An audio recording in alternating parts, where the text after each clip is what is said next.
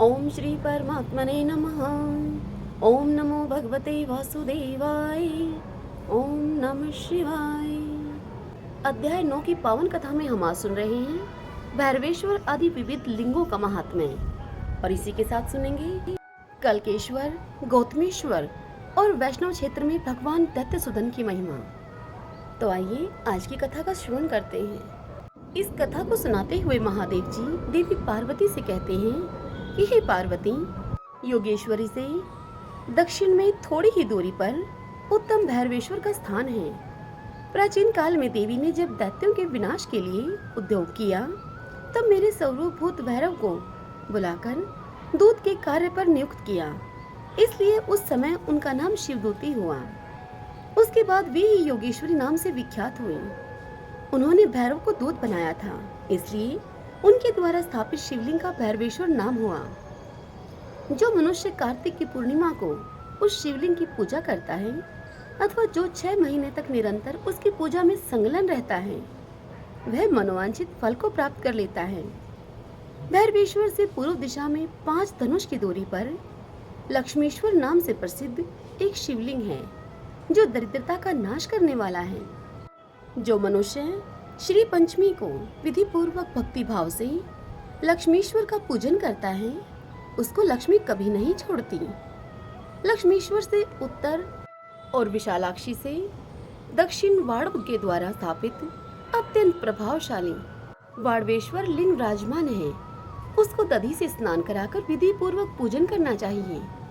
जो मानव वहाँ वेदज्ञ ब्राह्मण को दही का दान करता है, वह तेजस्वी लोकों में जाता है और यात्रा का वह उत्तम फल पाता है। विशालाक्षी से थोड़ी ही दूरी पर देवताओं और गंधर्वों से पूजित अर्घेश्वर लिंग प्रतिष्ठित है।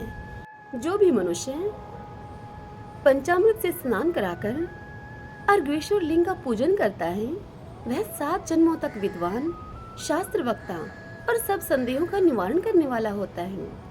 हे महादेवी, दैत्यसुदन के पश्चिम भाग में 7 धनुष की दूरी पर कामेश्वर नामक महान लिंग है। वह लिंग सब पापों को हरने वाला तथा संपूर्ण अभिष्ट फलों को देने वाला है। हे महादेवी, इस प्रकार पंचवक्त्र लिंग बताए गए हैं। सोमेश्वर से पूर्व 60 धनुष की दूरी पर अर्थेश्वर लिंग है। जो मनुष्य उसे पंचामृत से नहलाकर विधि पूर्वक उसका पूजन करता है, वह 7 जन्मों तक पूर्ण विद्या पाता है और शास्त्रों का उत्तम वक्ता होता है।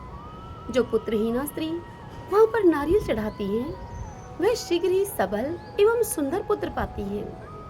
जो नारी वहाँ पर लाल बत्ती से युक्त दीपक को घी से जलाकर अर्पण करती है, उसके दीपक की बत्ती में जितने तार होते हैं, उतने जन्मों तक वह सदैव सौभाग्यवती होती है। जो पराभक्ति के साथ वहाँ नृत्य करती है, वह दीर्घकाल तक आरोग्य, सुख और सौभाग्य से युक्त होती है। वह स्वच्छ जल से भरा हुआ एक महान कुंड है। जो मनुष्य उसमें स्नान करता है, वह सभी पातकों से छूट जाता है। जो मनुष्य भक्ति पूर्वक पितरों के उद्देश्य से वहाँ पर श्राद्ध करता है, वह पुण्य आत्मा अपने पितरों के साथ परम पद को प्राप्त होता है। इसलिए सर्वदा प्रयत्न करके वहाँ श्राद्ध करना चाहिए। रात्रि में गीत, वाद और नृत्य आदि के आयोजन के द्वारा वहाँ पर जागरण करना उचित है। वहाँ ब्राह्मण दंपति को पहनने के लिए वस्त्र और दक्षिणा देनी चाहिए। हे देवी, प्रभास क्षेत्र में जो यह तपोवन है, यह गौरी तपोवन के नाम से विख्यात है। यह सब और 50-50 धनुष तक फैला हुआ है। इसके मध्य भाग में सती देवी एक पैर से खड़ी होकर तपस्या में लगी थी। उस स्थान से 4 धनुष की दूरी पर ईशान कोण में गौरीश्वर लिंग है, जो कि पाप भय को दूर करने वाला है। जो मनुष्य सदा ही विशेषतः कृष्ण पक्ष की अष्टमी को श्रद्धा पूर्वक गौरीश्वर का पूजन करता है, वह मनुष्य सभी पापों से मुक्त हो जाता है। यह सब पापों की शांति के लिए गौदान और अन्नदान करना श्रेष्ठ कहा गया है। गौरीश्वर लिंग के दर्शन से गौघाती, ब्रह्म हत्यारे तथा अन्य पापी भी सब पापों से छूट जाते हैं। गौरी तपोवन से अग्निकोण में 20 धनुष की दूरी पर वरुण जी के द्वारा स्थापित वरुणेश्वर लिंग है। उनका दर्शन करने से मनुष्य सब तीर्थों का फल पा लेता है। अष्टमी और चतुर्दशी को यदि उन्हें दही से नहलाया जाए तो वह ब्राह्मण चारों वेदों का ज्ञाता है। हे पार्वती, ब्राह्मण, क्षत्रिय, वैश्य, शूद्र, वर्णशंकर, गूंगे, बहरे, बालक, स्त्री और नपुंसक भी वर्णेश्वर का दर्शन करके धर्मपरायण होकर स्वर्गलोक में चले जाते हैं। हे पार्वती, जो उस स्थान में स्नान, जप, होम और पूजन करता है उसका वह सब शुभ कर्म अक्षय हो जाता है। वरुणेश्वर से दक्षिण 3 धनुष के अंतर पर ईशेश्वर लिंग है। पति के दुख से घिरी हुई वरुण पत्नी ईशा ने उस सिद्धिदायक महालिंग की स्थापना की थी। जो मनुष्य पाप नाशक ईशेश्वर का भक्ति पूर्वक पूजन करता है वह परम गति को प्राप्त होता है।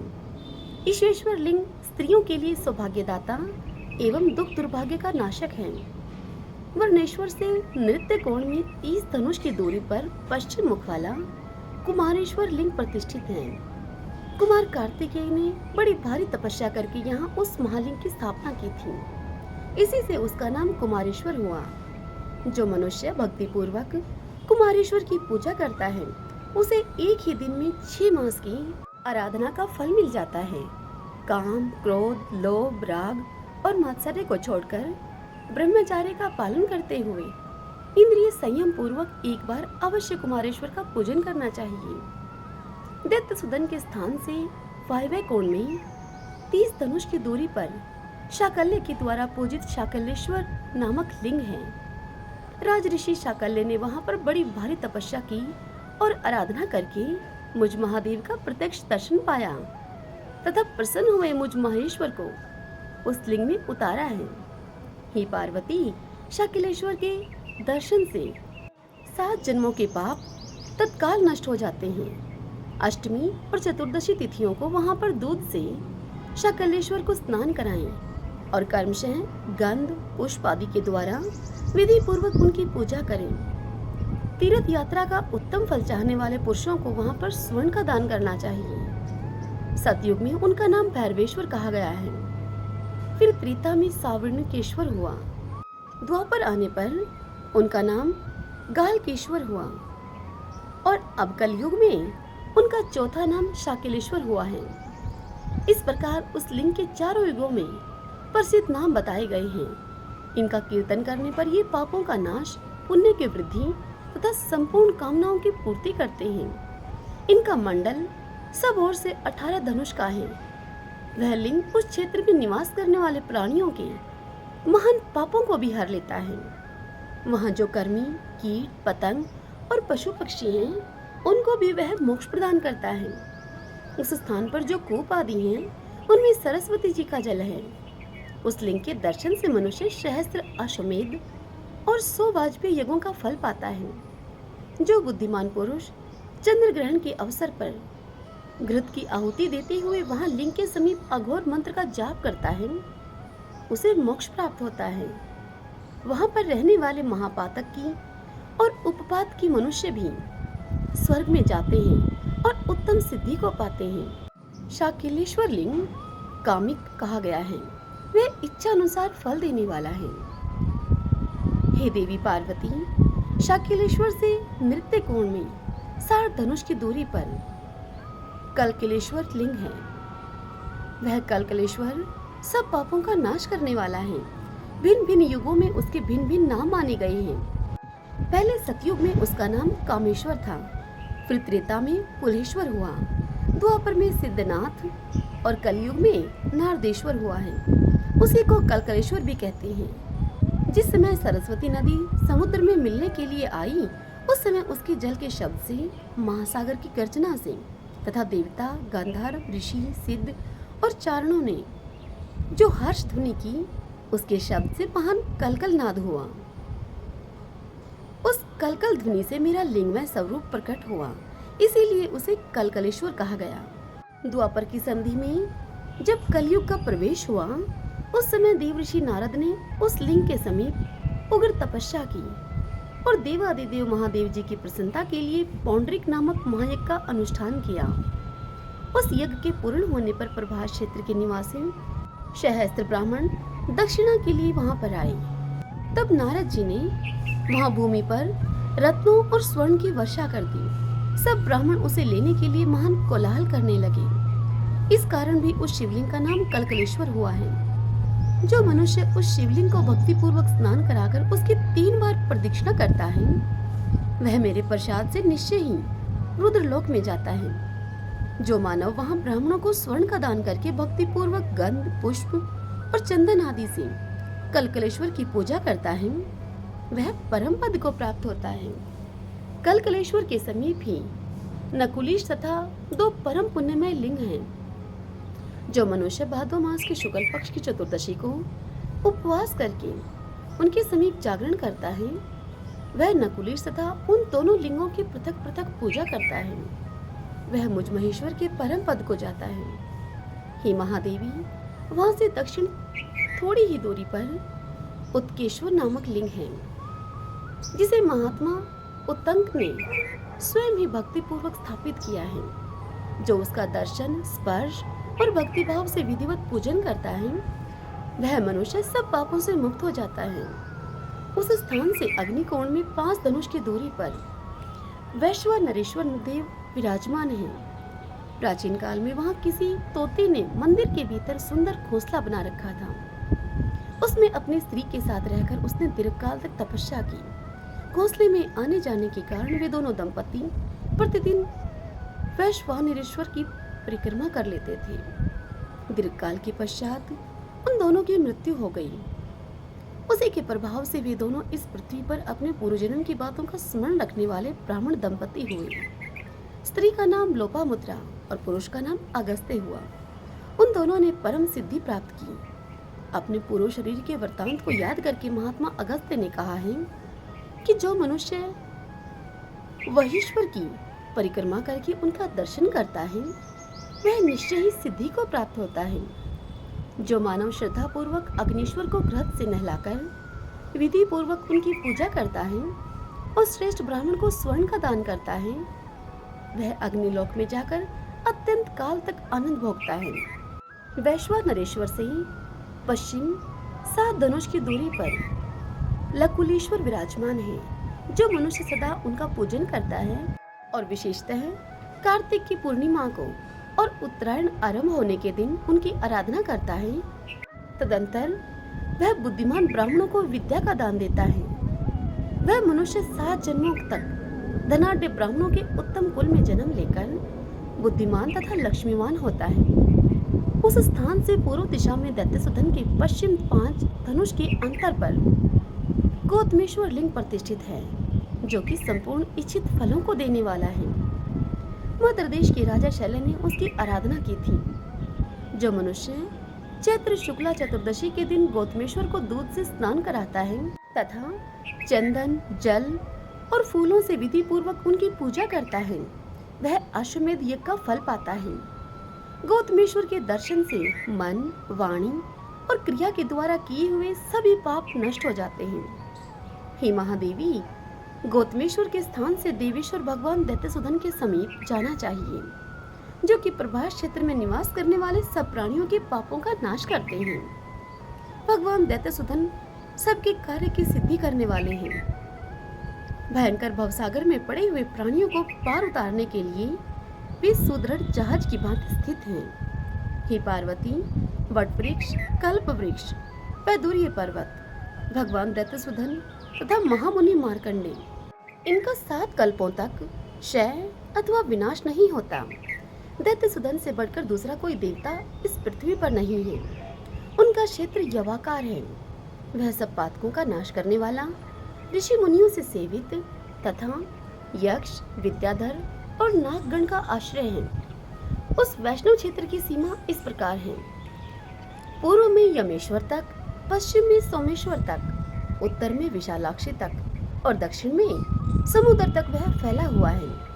जो मनुष्य इस क्षेत्र में मृत्यु को प्राप्त होते हैं, वे सब स्वर्गलोक में जाते हैं।